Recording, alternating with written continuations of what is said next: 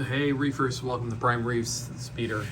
I just wanted to do a quick video to kind of show folks some new corals I got and also tell you where I got them from. So I don't know, last month I was down in Myrtle Beach and I'd actually asked in the Ask BRS TV Facebook group, you know, what are the good shops to go to down there, local fish stores, and pretty much everybody said this one place, Jamrock Corals. So while I was down there, I went in and took a little peek.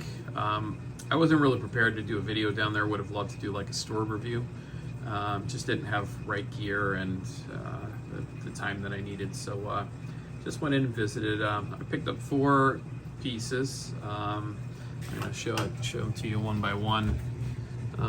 First one, this was sold to me as a Hellfire torch. I'm starting to question whether it's a dragon soul.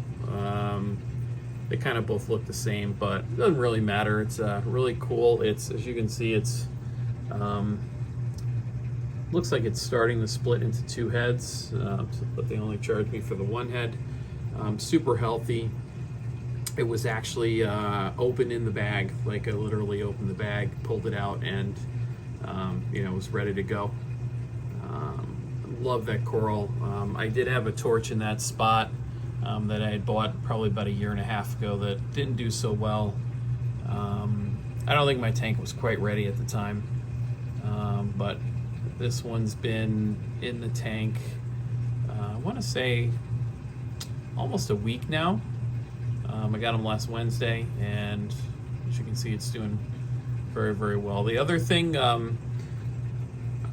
at night, it's, you know, it's not obviously as extended as it is now, but it still has some pretty decent extension. So I think that's a good sign that it's a pretty healthy specimen. I had bought a frog spawn back in January from a place here in the area, and like at night it was totally receded into the skeleton. So I didn't get a nice healthy coral, and it didn't last, I think it only made it about 6 months. Another coral I picked up was this nice piece of green Monty cap. I'm going to challenge you guys to kind of guess how much I paid for that. I know up here in Connecticut, you know, something like this would probably be fairly expensive.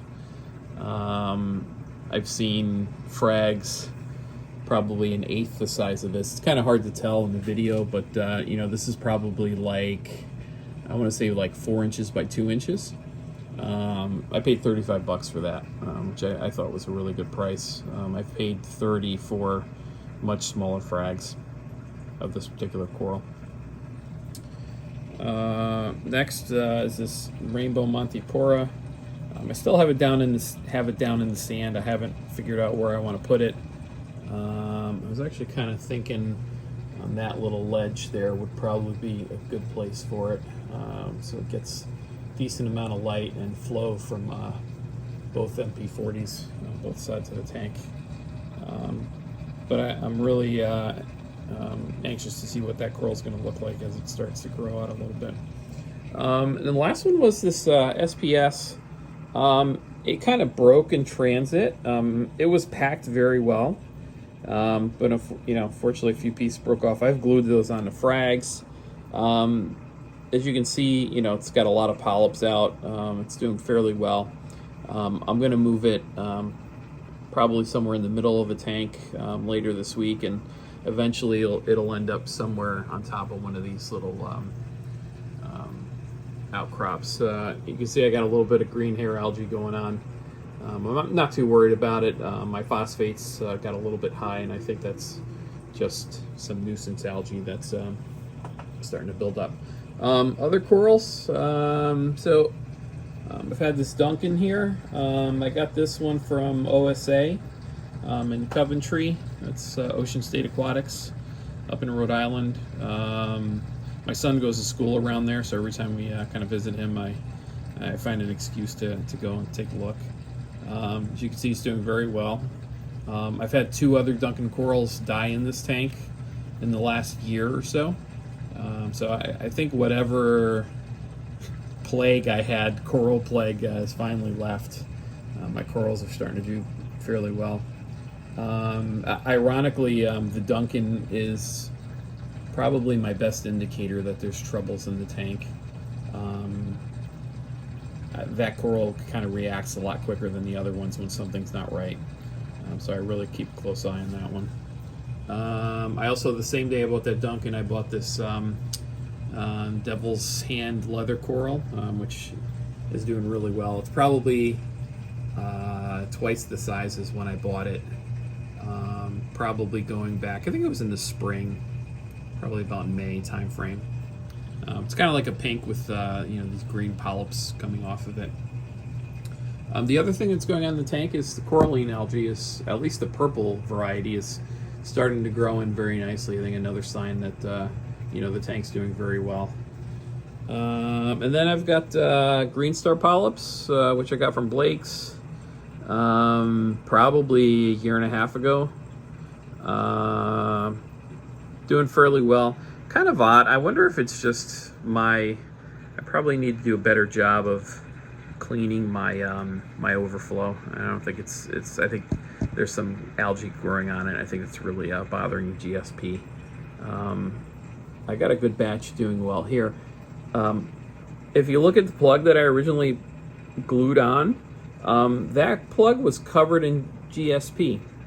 And it seems like, I don't know if the GSP is migrating north, like it's actually like a migratory coral, because you can see it's pretty much growing off of the little frag piece there.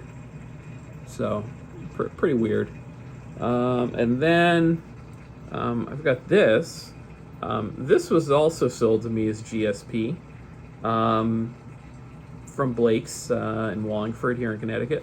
But I actually think it's a pipe organ coral.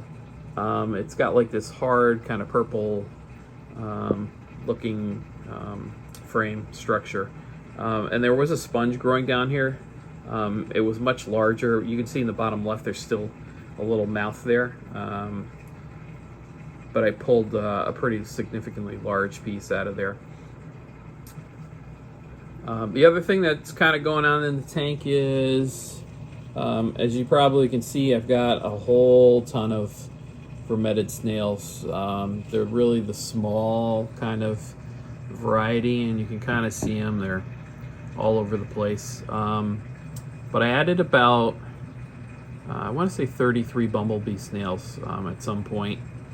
And I really think they're working, because the bumblebee snails are like all over the rock work on this tank.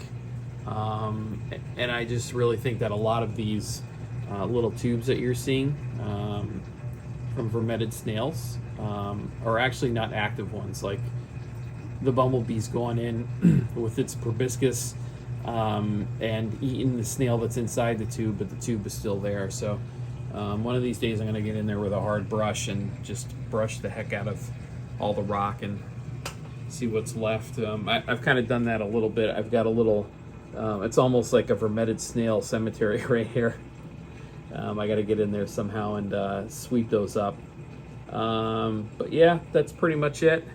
I owe you guys a follow-up video on my calcium testing methods. I did a first test showing you kind of what I use and how I do it. That same day I also took an ICP sample and sent it in, so I've got some results to show you guys. Maybe later this week I'll have a few minutes to do that video. But in the meantime, happy reefing, and it's good to be back. See you guys later. Bye-bye.